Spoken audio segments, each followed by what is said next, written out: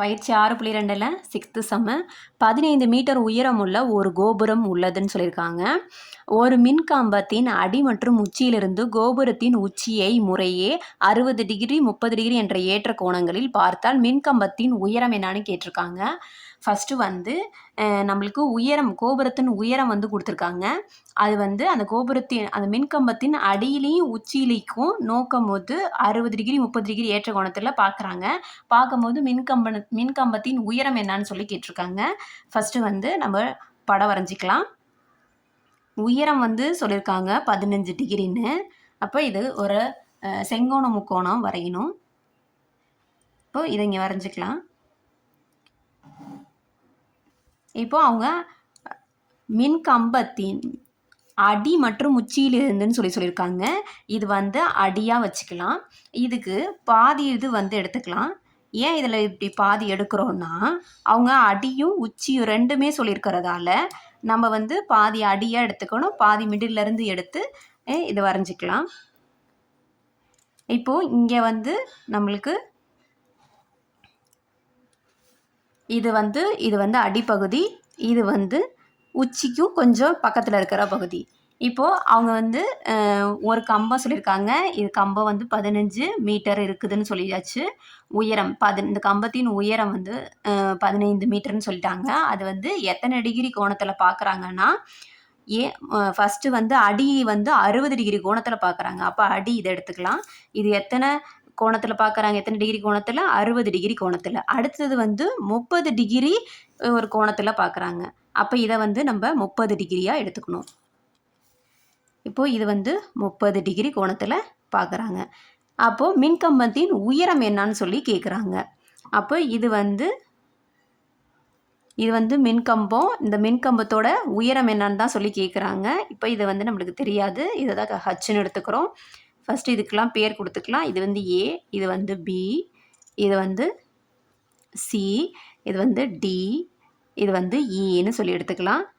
இப்போது நம்மளுக்கு இங்கே என்னான்னு தெரியாது, ஏவும் பியும். அடிப்பகுதி என்னான்னு தெரியாது, அதனால் எக்ஸ்ன்னு வச்சுக்கிறோம். இதுக்கு பக்கத்தில் இருக்கிற பகுதி என்னன்னு தெரியாது, அதனால் ஹச்சு. இந்த சைடு ஈக்குவலு. அப்போ ஆப்போசிட் சைடு ஈக்குவல்ங்கிறதால எல்லாமே ஈக்குவலாக எடுத்துக்கிறோம். இப்போ கோணம் வந்து குறிச்சாச்சு. இப்போ இங்கே அது இதோடைய ஃபுல்லாக வந்து கோபுரத்தின் உயரம் வந்து 15 மீட்டர்னு சொல்லியிருக்காங்க. ஆனால் இந்த மின்கம்பம் இங்கேருந்து இந்த மின்கம்பம் தான் என்னான்னு நம்மளுக்கு கேட்டிருக்காங்க. அப்போ இதுதான் நம்மளுக்கு தெரியணும்.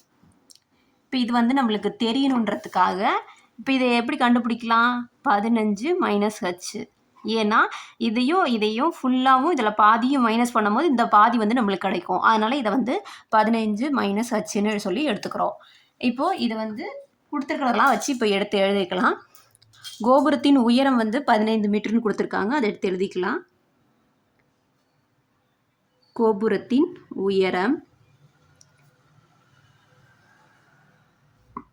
15 மீட்டர். மின்கம்பத்தின் அடி இதெல்லாம் கொடுத்துருக்காங்க. இப்போது நம்ம படத்தை வச்சு என்னென்ன வேணுங்கிறத எடுத்துக்கலாம். இப்போது ஏடிங்கிறது என்னென்னு கொடுத்துருக்காங்க. இப்போ இந்த ஏற்ற கோணம் தான் பார்க்குறாங்க. அப்போ ஏபிசி இந்த மூணு பாயிண்ட்டு மிட் ஆகிற இந்த பார்ட்டை தான் எடுத்துக்கணும். இப்போ இதில் என்னென்ன இருக்குதோ அதை தான் நம்ம நோட் பண்ண போகிறோம். ஏபிங்கிறது எக்ஸுன்னு நம்ம எடுத்துருக்குறோம். அதே இடியும் எக்ஸு தான். அதே மாதிரி ஏடியும் ஹச்சு, பியும் ஹச்சுன்னு சொல்லி எடுத்திருக்கோம். அடுத்தது இப்போது பிசிங்கிறது என்னன்னு நம்மளுக்கு தெரியணும், தேவை. இதை நம்ம வந்து சப்ஸ்டிட் பண்ணுவோம். அதுக்காக பிசியை கண்டுபிடிச்சிக்கலாம். பிசிங்கிறது எந்த ரெண்டு பாயிண்ட்டுக்கு மிங்கிள் ஆகுதுன்னா பிஇக்கும் இசிக்கும் 2 பாயிண்ட்டும் இதுக்கு இடையில இருக்குது. அப்போ இந்த பிஇங்கிறது என்னது? ஹச்சு ப்ளஸ்ஸு இசிங்கிறது என்னது? 15 மைனஸ் ஹச்சு. இப்போ இதிலருந்து நம்மளுக்கு பிசிங்கிறது ஃபுல்லாக 15 நம்மளுக்கு தெரிஞ்சிடும். இப்போ ஹச்சு ப்ளஸ் 15 மைனஸ் ஹச்சு. இப்போ பிசிங்கிறது 15ன்னு சொல்லி நம்மளுக்கு தெரியும் இதிலருந்து. இப்போ எல்லாமே நம்மளுக்கு குறிச்சிட்டோம். இப்போ இதை வச்சு நம்ம இந்த முக்கோணம், இதாவது உயரம் தான் கேட்டிருக்காங்க, மின்கம்பத்தின் உயரம் தான் கேட்டிருக்காங்க. அப்போ அதை ஃபைண்ட் அவுட் பண்ணுறதுக்காக வலது பக்கம் முக்கோணம் அதை எடுத்துக்க போகிறோம். வலது பக்க முக்கோணம் ஏபிசியின் ஏற்ற கோணம் இது எத்தனை டிகிரியில் பார்க்குது? 60 டிகிரியில் பார்க்குறாங்க. அப்போது டேர்ன் தீட்டா ஈக்குவல் டு எதிர்பக்கம் டிவைடு அடுத்துள்ள பக்கம். டேர்னை எத்தனை டிகிரியில் பார்க்குறாங்க? 60 டிகிரியில் பார்க்குறாங்க. எதிர்பக்கம் என்ன? இதுக்கு எதிர்பக்கம் வந்து பிசி தான். இப்போ பிசி டிவைடு அடுத்துள்ள பக்கம் வந்து ஏபி. இப்போ பிசிக்கு நம்மளுக்கு வேல்யூ என்னது? பிசி வந்து 15. ஏபி என்னது? எக்ஸு ஏற்கனவே கண்டுபிடிச்சிருந்தோம். டேர்ன் 60 டிகிரியோட வேல்யூ என்னது? √3ன்னு நம்மளுக்கு தெரியும். therefore turn 60 degree equal to √3. இப்போ இதிலேருந்து நம்ம எக்ஸ் வந்து ஃபைண்ட் அவுட் பண்ணிக்கிறோம். இப்போ x equal to tan 60 degree √3ன்னு போட்டு இப்போ எக்ஸை கிராஸ் மல்டிபிள் பண்ணிவிட்டு டிவைடு இது வந்து மல்டிபிள் இருக்குது. டிவைடு வந்தும்போது ஈக்குவலுக்கு வந்துட்டு டிவைடில் வந்துடும். இப்போ எக்ஸு இது வந்து எடுத்துருக்கோம். அடுத்தது வந்து வலது பக்கம் முக்கோணமே இன்னொரு முக்கோணத்தை எடுத்துக்க போகிறோம். ஏன்னா இதிலருந்து இந்த பாயிண்ட்டு என்னன்னு நம்மளுக்கு தெரியணும், அதுக்காக இதை எடுத்துக்கிறோம்.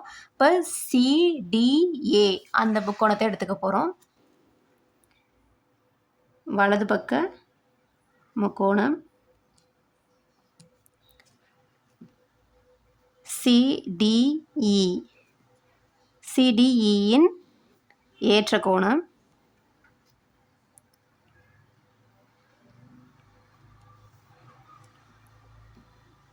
இதுக்கு டேர்ன் தீட்டா ஈக்குவல் டு எதிர்பக்கம் டிவைடு அடுத்துள்ள பக்கம்.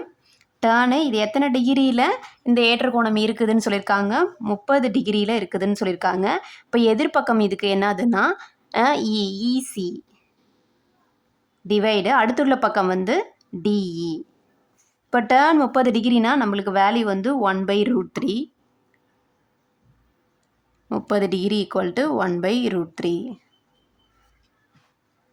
இப்போ ஈசி வந்து நம்மளுக்கு என்னது? ஈசி வந்து ஏற்கனவே எழுதியிருக்கிறோம், அதை வந்து எடுத்து எழுதிக்கலாம். 15 - h டிவைடு டிஇங்கிறது நம்மளுக்கு எக்ஸுன்னு தெரியும். இப்போ எக்ஸை வந்து நம்ம கிராஸ் மல்டிபிள் பண்ணிக்கலாம். இப்போ எக்ஸு டிவைடில் இருக்குது, ஈக்குவல்ட்டுக்கு அந்த மல்டிபிளில் வரும். இங்கே வந்து 1/√3ன்னு இருக்குது. இப்போ இதை வந்து கிராஸ் மல்டிபிள் பண்ணிக்கலாம். இப்போ √3 இங்கே வந்து மல்டிபிளில் போயிடும். 15 - h. இப்போ இதை வந்து ஈக்குவேஷன் 1ன்னு வச்சுக்கலாம். இப்போ எக்ஸ் வந்து நம்ம ஏற்கனவே கண்டுபிடிச்சிருந்தோம். வலது பக்கம் முக்கோணம் ஏபிசியிலேருந்து கண்டுபிடிச்சிருக்கோம். 15 டிவைட் √3. இப்போ இதை இங்கே சப்ஸ்டிட் பண்ணிக்கலாம். 15 divide √3 equal to √3 into 15 - h. இப்போது நம்மளுக்கு 15 மட்டும் இங்கே வச்சுட்டு √3 ஈக்குவல்ட்டுக்கு வந்து கொண்டு போனால் மல்டிப்பிளில் வந்துடும் டிவைடில் இருக்கிறது. இப்போ √3 இன்ட்டு √3 15 - hன்னு கிடைக்கும். √3யும் நம்ம மல்டிபிள் பண்ணும்போது 3ன்னு கிடைக்கும். 3 இன்ட்டு 15 - h. இப்போ 3 உள்ளே பெருக்கணும்னா 15 3 45 -3hன்னு கிடைக்கும். இப்போ ஹச் நம்ம உயரம் மின்கம்பத்தின் உயரம் தான் தேவை நம்மளுக்கு. அதனால் இதை வந்து ரைட் சைடுலேருந்து லெஃப்ட் சைடு கொண்டு வந்துடலாம். அப்போ -3h +3hஆக மாறிடும். இப்போ 45 -15 கிடைக்கும். +15 ஈக்குவல் வந்து வந்தால் -15. இப்போ 3h ஈக்குவல் டு இதை மைனஸ் பண்ணோன்னா நம்மளுக்கு 30ன்னு கிடைக்கும். இப்போது இதை வந்து ஹச் மட்டும் தேவை. அப்போ 30 டிவைட் 3 கேன்சல் பண்ணோன்னா 10ன்னு கிடைக்கும்.